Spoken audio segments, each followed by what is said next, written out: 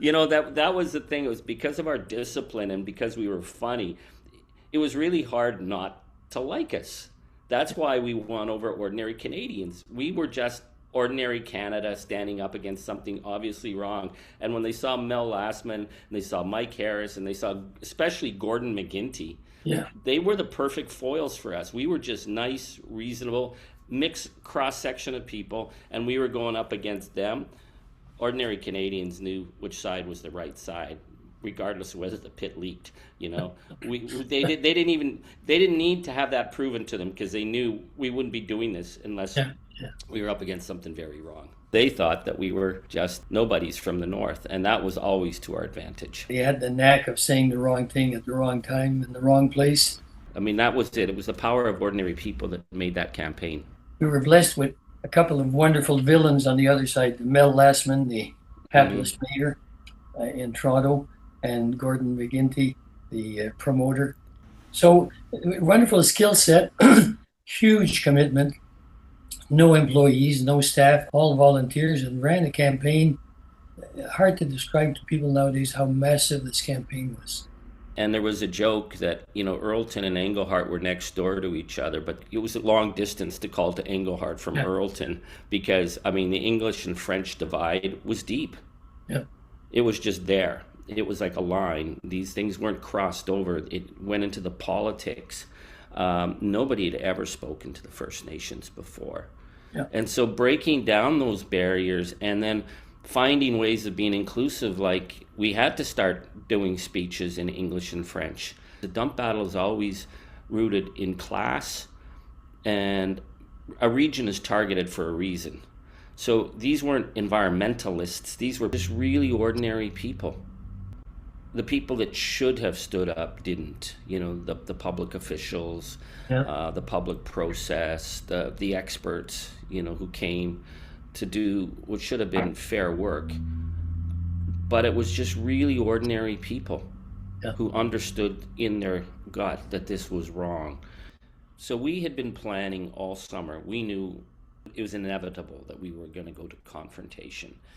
We weren't saying that publicly, but we were thinking about it, thinking about what it would be like, trying to imagine in our heads, us rural folk against, Mike Harris bringing out the police shields and batons.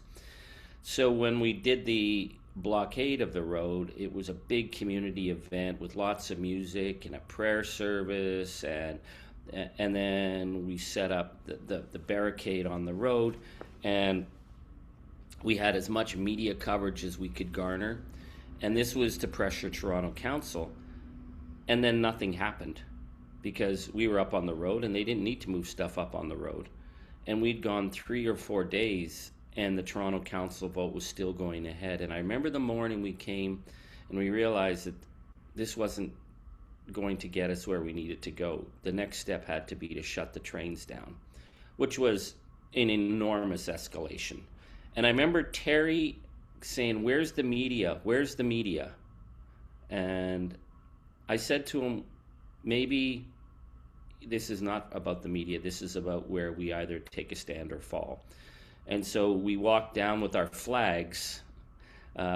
We formed this little group and we walked down with flags. And there was a little train thing coming at us. And I think Barry Story stepped up and said, the trains don't run. And then we sat there waiting to be arrested. We had, I think, a group of about 6 or 8 who would be arrested. And nothing happened and nobody moved. And we were very uncertain. School kids in Liskeard Secondary that had built a wire mesh full-size moose, eventually named Smelly Melly. And it was chicken wire mesh around it, but it looked like it was a great creation, welded in the classes, the welding classes, the art classes at New Liskeard Secondary. And this was put on a flatbed that I happened to own, and put on a flatbed trailer and toured through all of Ontario. It was parked in front of Toronto Hall for a long time, in front of at the Eternal Flame in Ottawa, in front of Parliament, and in the days when we could drive right up to it. You drove right up to the Parliament buildings with the Smelly moose, Melly, and just it just stayed there, and then people came from everywhere to see. Yeah, Yeah, yeah. that was wonderful. That was art, and you have to dramatize this in this. Even back in 2000, there's a surplus of information. It was even then, and even more now. So that somehow you have to capture with an image, an eloquent image, and nonverbal, and that's what the some of the art did. So I had not. I think I was in my 50s back then. I had not realized the power of images and words. That's and in fact the other side. I've alluded to that a few times. They were pros. These guys had been to communications schools and they were professional PR folks, and they worked at this on a daily basis. And we only did it as amateurs, but I think we managed to to qualify the project as what it was, which is no recycling, a straight dump site, millions of tons of garbage into what was a lake. In the House of Commons during question period, all of the MPs there were just opening up that big folder, a big folded picture of the Adams Mine Lake seen from the air, and it's blue water. That was the best argument, not the documents and the data we supplied. That buttressed it, but the image, and I can remember thinking, my God, we've achieved it. We've achieved. They now see what Adams Mine is, and it's not a mine; it's a lake, and there's water in there. So whatever the experts on the other side are saying that this doesn't leak, the goddamn thing's full of water. Water's flowing in; it's got to be flowing out. And anyway, the image was just great. And we weren't there to like. I remember one time I was on CBC, and they were like, "Well, what should Toronto do? What solutions do you have?" And it's like, we're a region of 33,000 people. It's not our job to come up with a solution. Our job is to protect our watershed. This is a question you have to ask the mayor, why he's trying to destroy our watershed. But, there was another funny thing, because we're running out of time. I remember the day after we were going to go down to Toronto after the big blockade, and we were all singing, and we had a song, We Fought the Law and We Won. That old song, and we said, we've got all the donuts but they've got all the guns, we fought the law and we won, and we were singing that on the line. And the one of the OPP officers came up and he said, "Hey guys, that's really not fair, we're on your side, we like you guys, don't make fun of us." And we said, you're right, we will not make fun of you anymore, because the OPP, they watched us all the time, and some of them, like their wives, were volunteers, and some of them, I remember there was a barbecue out on the tracks when the farmers shut the tracks down, and it was raining, and the farmers had set up a tent, and they said to the police, "Come on in and stand in the tent." They were like, "No, we can't." They were like, "Come on and have a hamburger." And as soon as shift change came, the OPP said, "Okay, we're going to come in and hang out in the tent with you guys for a while and have some hot dogs and hamburgers." So, that was the thing. It was because of our discipline and because we were funny. It was really hard not to like us. That's why we won over ordinary Canadians. We were just ordinary Canada standing up against something obviously wrong. And when they saw Mel Lastman, and they saw Mike Harris, and they saw especially Gordon McGinty, they were the perfect foils for us. We were just nice, reasonable, mixed cross-section of people, and we were going up against them. Ordinary Canadians knew which side was the right side, regardless of whether the pit leaked. They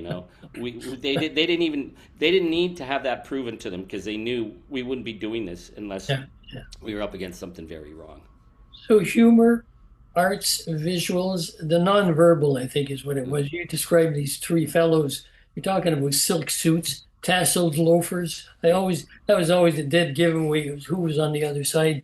Their experts always seemed to be wearing these goddamn fancy tasseled loafers, and you'd say, "Oh God," he's sliding around in the chambers in City Hall in Toronto, and you say, "God, those are paid lobbyists." Yeah. And here we were, basically ordinary folks, and we looked the part. We were ourselves, very natural and sincere, but we did not. It was resolute but nonviolent.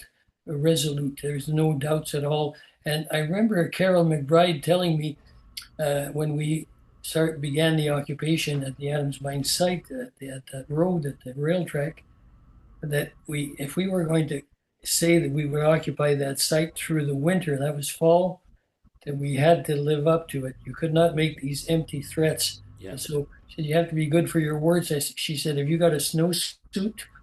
Are you ready to camp here all winter? And I said, oh God, there goes my business.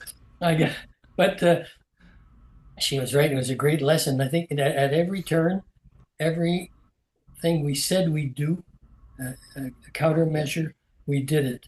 And so we had tremendous credibility.